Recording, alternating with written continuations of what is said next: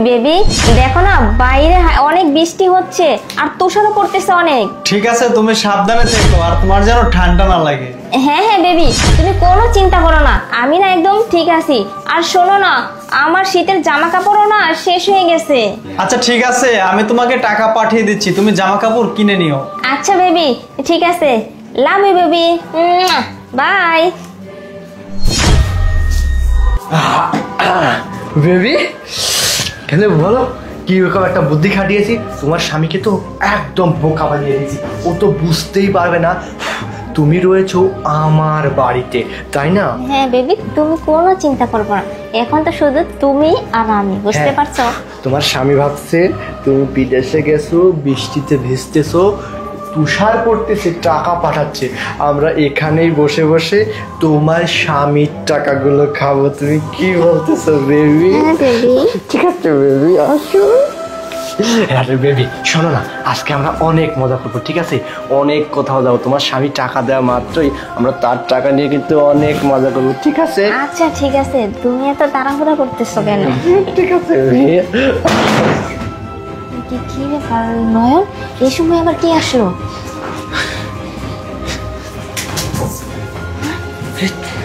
কি করবো কিছুই তো বুঝতে পারতেছি না। তুমি এক কাজ করো, এটা এখানে আসো। কি করবো আমি? এখানে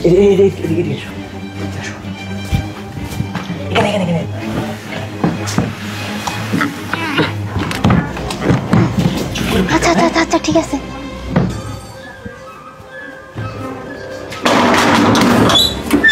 আরে বন্ধু তুই? আরে বন্ধু কি অবস্থা?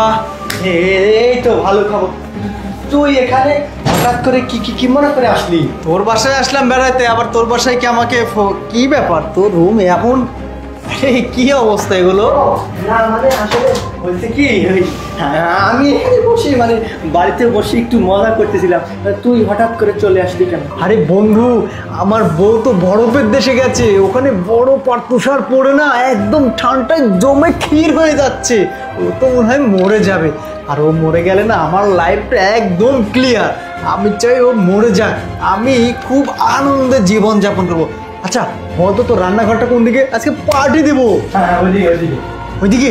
আচ্ছা বন্ধু আমি গিয়ে মদ নিয়ে আসি। ঠিক আছে দাও।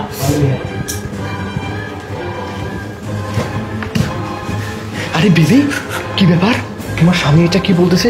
ওর তো জান না, ও তোমাকে মেরে ফেলতে চায়, দেখছো কত বড় কামিনা, তোমার মতো একটা সুন্দরী মেয়েকে ও মেরে ফেলতে চায়, তো জানে না তুমি আমার কাছে আসো, দেখছো? হ্যাঁ হ্যাঁ তুমি একদম ঠিক কথা বলছো, আমিও চাই ও আমার জীবন থেকে দূরে সরে যাক, আসলে আমার একটু ভালো লাগলো।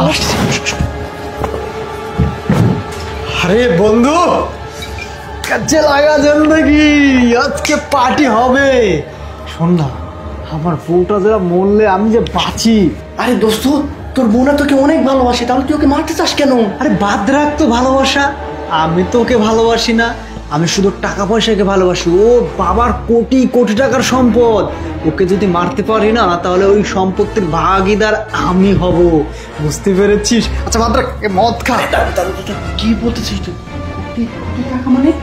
আরে অনেক টাকা পয়সা আছে, তুই বুঝবি না। আরে কোটি টাকা, তাহলে তুই ওকে মেরে ফেললি, এই টাকার ভাগ তোর? হ্যাঁ আমার। আচ্ছা এক কাজ কর, মদ খা। আরে দোস্ত শোন না, মদ তো খাবো, তুই একটা কাজ কর না, তুই যা আমার রান্নাঘরে যা, ফ্রিজ আছে, যেহেতু দিনটা তোর, ফ্রিজ থেকে মাংস বের করে রান্না করা, আজকে মাটি হবে। ওকে বন্ধু, এটা চলবে না, বড়টা বিদেশি নিয়ে আসবো। ঠিক আছে ডান, ঠিক আছে মাংস রান্না করতে গেলাম। আচ্ছা ওকে ঠিক আছে। আরে বেবি ওইসব কি বলতেছে? তোমার বাবা নাকি কোটিপতি, কোটি কোটি টাকার মালিক তুমি? হ্যাঁ না, আমার বাবার তো কোটি কোটি টাকা, কিন্তু ও আমাকে এই ভালোবাসে, আমিও চাই ও আমার জীবন থেকে সরে যাক, ওকে মনে হচ্ছে আমি গলা টিপে মেরে ফেলি। বেবি কি বলছো তুমি? কোটি কোটি টাকা তোমার? পাগল একটা, তোমার মতো এত সুন্দর একটা রত্নকে হারিয়ে ফেলতে যাচ্ছি। শোনো, এর জন্যই তো ওকে আমি একটু পছন্দ করি না, তোমার কাছে চলে আসি, আমি তো তোমাকেই ভালোবাসি, বুঝছো? হ্যাঁ বেবি তুমি একদম ঠিক বলছো, আসো চলো। শোনো, ও ফ্রিজে গেছে, ফ্রিজে গেছে মাংস রান্না করতে, বুঝতে পারছো? আজকে আমার এখানে থাকবে, তার চেয়ে ভালো এক কাজ করি, আজকে যখন ও আমার এখানে আসবে তখন ওকে আমাদের সাথে খাইয়ে দেবো, খাইয়ে দিয়ে চিৎ পটাম।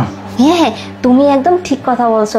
ও খেয়ে না শুয়ে থাকবে, তারপর তুমি আর আমি না অনেক রোমান্স করবো। হ্যাঁ বেবি, তুমি একদম ঠিক।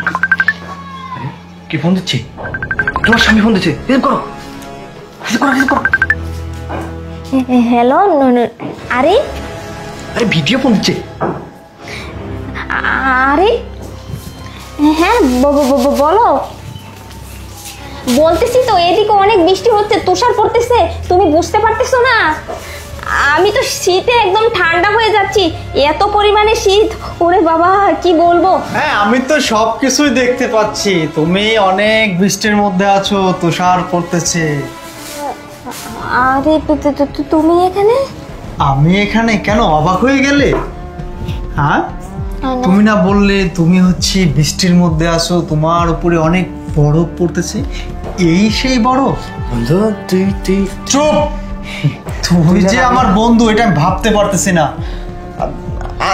আমি সবকিছু জানি।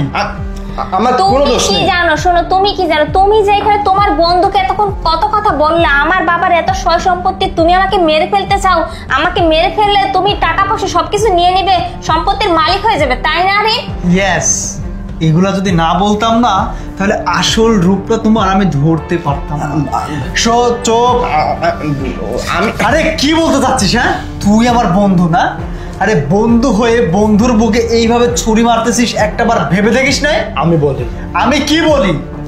আমি সব কিছু জেনে গেছি, তোদের মধ্যে অবৈধ সম্পর্ক আছে।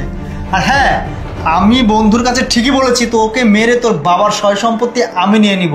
এটা কেন বলেছি জানিস? তোকে হাতে নাতে ধরার জন্য। তোকে তো আমি ধরেই ফেললাম। আমি বলতেছি, আমি কিন্তু এর মধ্যে কোনো দোষ নাই, ভাবি নিজেই আসছে এখানে, বুঝতে পারছিস? আমি কিন্তু ভাবিকে এখানে ডাকি নাই, তাই? আমি নিজেই আসছি। নয়ন, তুমি কি বলতেছো এসব? তুমি আমাকে ভালোবাসো না? না না, বিশ্বাস করুন।